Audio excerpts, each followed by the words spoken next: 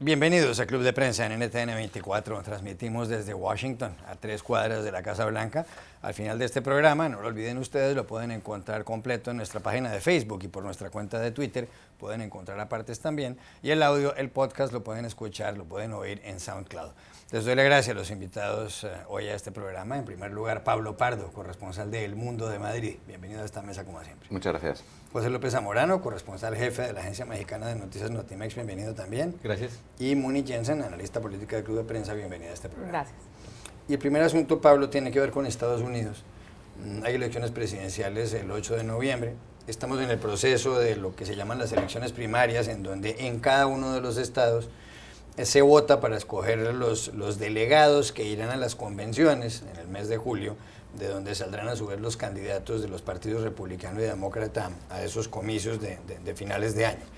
Ayer fue una de las fechas más importantes en la campaña electoral en Estados Unidos porque era lo que se llama el supermartes. Y hubo votaciones en 12 estados de los Estados Unidos. ¿Qué ocurrió? En el partido demócrata, la gran ganadora ha sido Hillary Clinton, porque obtuvo victorias en 7 de los 12 estados que estaban en juegos. Bernie Sanders, el senador del estado de Vermont, ganó en 4 de esos estados, precisamente en Vermont y también en Oklahoma, en Colorado y en Minnesota.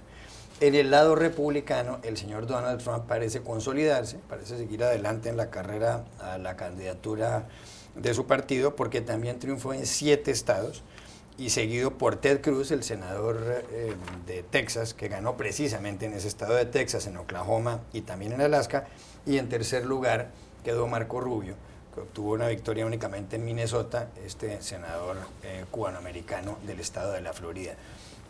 Hay quienes dicen que hay que esperar hasta el próximo 15 de marzo, cuando habrá votaciones en las primarias de la Florida y de Ohio, para saber muy bien qué va a pasar. Pero, ¿cuál es su percepción, su lectura de lo ocurrido, sobre todo a quién le fue bien y a quién le fue mal?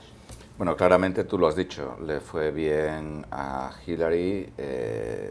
A Bernie Sanders, el candidato de la izquierda demócrata, no le fue mal, en el sentido de que fue capaz de ganar varios estados y esto da viabilidad a su candidatura. Nadie piensa que Sanders vaya a ganar, pero sí que va a continuar durante mucho tiempo y va a obligar además a Hillary a reorientarse y a seguir moviéndose hacia la izquierda.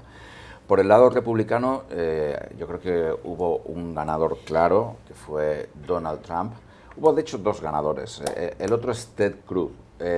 Para Ted Cruz la noche no fue muy buena porque no ganó en los estados más religiosos del sur, pero sí logró tres victorias que son muy importantes.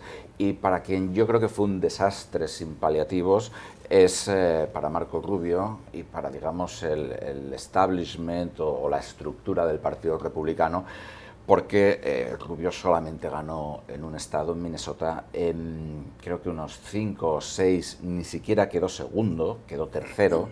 Incluso John Kasich, que es alguien que no tiene ninguna posibilidad, le adelantó en 2 estados, en Vermont y en Massachusetts.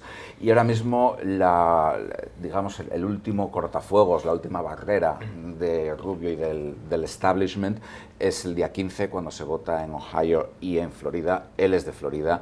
Si Rubio es derrotado en Florida, pues que se vaya a casa. Muni Jensen. Creo que los grandes ganadores, como lo muestran todos los periódicos, fueron Hillary Clinton y Donald Trump. Sin duda ellos, si bien no lograron todo lo que se esperaban, se pensaba incluso que Donald Trump ganaría 11 de los 12 estados y eso obviamente no lo logró, pues sí se definieron el tono y lo que va a pasar en el futuro de la campaña. Y también saltaron a nivel nacional, no solamente como precandidatos, sino como potenciales candidatos ya con muchos votos en el bolsillo en esta fecha tan importante. Para Bernie Sanders, si él lo que se pretendía cuando se lanzó a la presidencia fue continuar siendo una piedra en el zapato del establishment demócrata, y él seguirá haciéndolo por varios meses más como resultado de sus victorias aún en estados pequeños, pero continuará un tiempo más Bernie Sanders en el lado demócrata. Creo que perdió el establishment republicano. Así como por el lado demócrata, los moderados demócratas están tranquilos con los resultados y los triunfos de Hillary y están un poco han dado un respiro pensando que la campaña se ha despejado. Por el lado republicano hay pánico en las filas con el arrasador triunfo de Donald Trump, y en este momento los republicanos tienen que tomar una decisión y es o se suben en el bus de Trump a riesgo de quedarse por fuera, o le montan una oposición muy seria que arrancaría eliminando por lo menos a 2 de los candidatos que todavía siguen en la contienda y eliminándolos muy rápidamente. Ahí el papel de Kasich y de Carson por el lado republicano son cada uno un estorbo, Kasich para Marco Rubio y Carson para Ted Cruz, que básicamente compiten por el voto evangélico. Algunos de ellos se tienen que ir, Kasich está sin duda jugando a una ficha vicepresidencial. Creo que es una victoria contundente para los dos que eran los candidatos más opcionados, y creo que es un momento de gran reflexión para el Partido Republicano. López Zamorano. Sí, definitivamente. Yo creo que un analista lo puso de manera magistral cuando dijo que, bueno, si asumimos que Donald Trump y Ted Cruz son los finalistas virtuales de esta nominación republicana, la opción de los conservadores está entre tirarse en el pie, pegarse en el pie un tiro o envenenarse, ¿no? No hay salidas buenas para los republicanos en este escenario, ¿no? El único escenario que hubiera sido lógico hubiera sido que Marco Rubio hiciera lo que se suponía tenía que hacer, ganar cómodamente en algunos estados, mostrar que tenía niveles de electibilidad a nivel nacional y por lo tanto que Ted Cruz quedara destrozado y se sumara a la candidatura de Marco Rubio y por lo tanto habría un candidato del establishment político tradicional. No fue así, coincido con Pablo, creo que fue una gran noche de pérdida, la noche triste para Marco Rubio, definitivamente no logró nada de lo que se esperaba y hubo una victoria también especial para Ted Cruz porque ganar Texas no es cosa menor, es una de las 4 joyas de la corona electoral de Estados Unidos, 155 delegados, ¿no? Gana Oklahoma, gana Alaska, bueno, hay un estado más que nada simbólico, pero muestra de alguna manera que tiene cierto ímpetu para poder competir con Trump, ¿no? No fue casual que hiciera este llamado a la unidad, ¿no? Que creo que es el último resquicio que le queda al Partido Republicano para realmente sobrevivir como institución política nacional. Si no se unen en torno a la candidatura de Ted Cruz, que medianamente es un poquito menos irracional que Donald Trump, ¿no? Y logran Carson y Kasich y Rubio tratar de formar un frente común, no sé cómo lo van a poder hacer. La otra opción obviamente es que sigan sus candidaturas y entonces Trump no logre consolidar la mayoría de 1.237 delegados republicanos que requiere y entonces sí tengamos una convención partidista disputada, ¿no? Que es lo que a todos los periodistas nos encantaría ver, porque de lo contrario nos vamos a aburrir de sueño de ver ahí a Donald Trump. Entonces es un escenario lógico. Ahora, en el campo demócrata, a mí me maravilló la transformación política de Hillary Clinton gracias a Bernie Sanders. Si ustedes escucharon el discurso anoche, Hillary Clinton parecía que estaba hablando Bernie Sanders. Y Bernie Sanders parecía que estaba hablando Hillary Clinton. El propio Trump se transformó, parecía John Kasich, con una seriedad, ya no disputó a los periodistas, ¿no? Entonces, ya están en modo campaña general, ¿no? Obviamente, creo yo, como lo dije hace varias semanas, creo que la candidatura de Bernie le está ayudando a Hillary Clinton, porque en el caso de los demócratas sí están unificando al partido, sí están mostrando que fue una verdadera carrera, que no fue una coronación simplemente formal de la ex primera dama y que realmente hay un ímpetu en el partido, que es básicamente la esencia de los demócratas, esta gran carpa tolerante de minorías y de blancos, negros, hispánicos, asiáticos, pobres, ricos, etc. Entonces yo creo que en ese sentido nos estamos preparando para la recta final de lo que será una muy, muy interesante carrera presidencial. ¿Podrá cambiar algo el próximo 15 de marzo el curso de esta campaña? Bueno, desde luego que si no cambia, la campaña, las primarias prácticamente se han acabado. Es decir, en el 15 de marzo Kasich lo ha apostado todo a ganar en Ohio. Ohio es un estado que los republicanos necesitan ganar para ganar la presidencia. Y Rubio lo ha apostado todo a ganar en Florida, que es además su estado y que es también un estado necesario. Por el momento, Trump va con ventaja, con mucha ventaja en los 2 estados. Otra cosa es que de aquí a entonces la mantenga o no. Si para el 15 de marzo Trump sigue ganando, pues ya está claro que él va a ser el candidato republicano. ¿Posibilidades de que la candidatura de Hillary Clinton o la de Donald Trump se descarrile? Es difícil. En esta campaña realmente cualquier cosa es posible, pero lo que apuntan las encuestas, hay una gran correlación entre las encuestas y los resultados en votos hasta ahora, es que serán estos los 2 candidatos que van a disputarse la presidencia. Yo no quiero ni imaginarme cómo será un debate entre Donald Trump y Hillary Clinton. Creo que saldría muy golpeada Hillary Clinton si Trump no modera un poco el tono, y creo que eso es algo que tanto la campaña de Trump como la de Hillary están mirando con muchísimo cuidado y ya están enfilando baterías en esa dirección. Bueno, hay un precedente muy interesante. En la campaña por el Senado de Nueva York, no sé si recordarán, cuando compitieron Hillary Clinton con Vic Fazio tenía una ventaja considerable considerable contra la ahora ex primera dama, porque tenía mucha ascendencia en Nueva York. El día en que en el debate Vic Fazio tuvo un arranque así despótico y ridiculizó a Hillary Clinton en el escenario, la hizo ver como menos, etcétera, en ese momento la dinámica de la carrera política cambió. Yo creo que sería un grave error si Donald Trump arremete contra Hillary Clinton de una manera grosera y hostil, porque yo creo que de por sí tiene un nivel de negatividad más alto que cualquier aspirante presidencial de todos los tiempos, ¿no? Cercano al 60%. Ese porcentaje se multiplicaría y probablemente le daría aún más la posibilidad de ganar la elección a Hillary Clinton. Te voy a ser franco, como latino, a mí me gustaría que Donald Trump ganara la nominación republicana simplemente para que su derrota en noviembre sea causada por el voto latino que espero abrumadoramente vote en su contra. Ya regresamos a Club de Prensa. Volvemos a Club de Prensa en NTN 24 desde Washington. Pablo, en España está teniendo lugar en estos días el debate, la sesión de investidura, a ver si logra formarse un nuevo gobierno. Hubo elecciones generales el pasado 20 de diciembre. En ese momento se escogían a las personas que iban a ocupar los 350 escaños del Congreso de los Diputados, diputados que eligen el presidente del gobierno. No ha habido ningún tipo de acuerdo porque en esas elecciones nadie logró una mayoría absoluta, ni el Partido Popular de Mariano Rajoy, que es presidente actualmente, conservador, ni el Partido Socialista de Pedro Sánchez, ni Podemos, el grupo de izquierdas encabezado por Pablo Iglesias, ni otro grupo de centro derecha que es Ciudadanos, cuyo líder es Albert Rivera. Aparentemente se ha llegado a un principio de acuerdo entre el Partido Socialista de Pedro Sánchez y Albert Rivera de Ciudadanos, pero no tienen mayoría y en estos días se está discutiendo eso. Ayer hubo un detalle muy llamativo en el Congreso de los Diputados, porque en primer lugar habló Pablo Iglesias, el líder de Podemos, pronunció un discurso muy fuerte contra los socialistas, donde les recordó el pasado de Felipe González, presidente de ese partido, y un hombre al que acusaron además, y hubo condenas a miembros de su gobierno por haber hecho una guerra sucia contra personas cercanas a ETA, el grupo terrorista vasco. Eso por un lado. Pero por otro lado, después de que terminara Xavier Domènech, un líder catalán de Podemos, su discurso, el primero que pronunciaba allí en el hemiciclo, cuando el señor Domènech bajó, Pablo Iglesias se salió de su escaño, lo abrazó y le dio un beso en la boca. Pablo Iglesias ha decidido saludar de beso a varios jefes de Podemos, algunos de ellos de beso en la boca. Iglesias ha dicho que además, como señaló otro líder de Podemos, en Podemos se reparte el amor. Pero la imagen llamó la atención y sobre todo en la parte de atrás se ve a tres personas del Partido Popular, Luis de Guindos, que ha sido ministro, Alfonso Alonso y a Isabel García, pues un poco impactados. ¿Cómo le pareció a usted la escena en el Congreso de los Diputados? Bueno, yo lo vi un poco dentro del contexto de las primarias republicanas. Vivimos en una época muy populista y puede ser populista de derechas como Donald Trump o populista de izquierdas como Pablo Iglesias.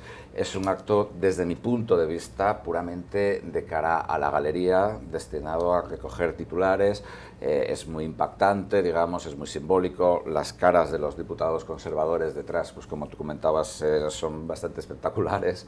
Pero al margen de eso, bueno, ¿qué pretende Pablo Iglesias con todo esto de se reparte amor, etcétera, etcétera?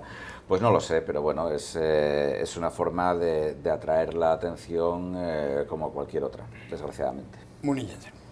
Me recuerda mucho a aquel beso que se dieron Madonna y Britney Spears en los Grammys hace unos años, que se robó todos los titulares y que no fue otra cosa que teatro, ganas de revivir sus carreras.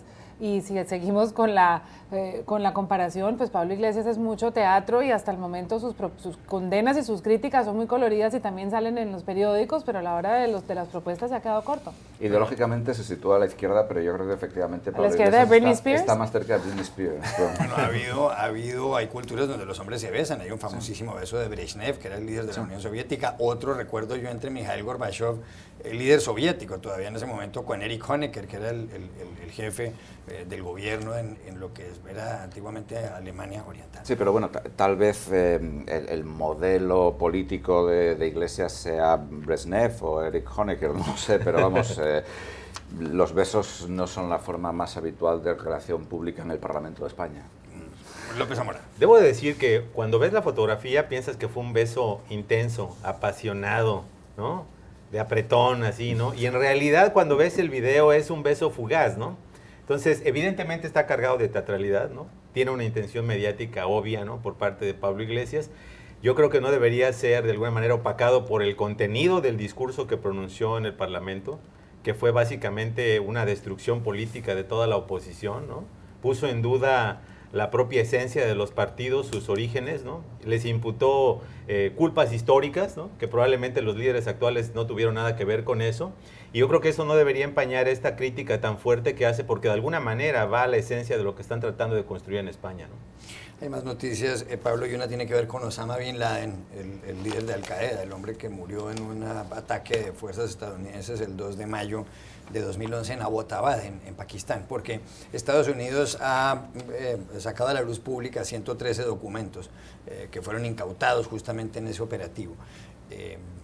Hecho por lo que se llaman los Navy SEALs aquí en los Estados Unidos. Y allá aparece el testamento de Bin Laden, que tiene un folio, como se diría en España, una hoja.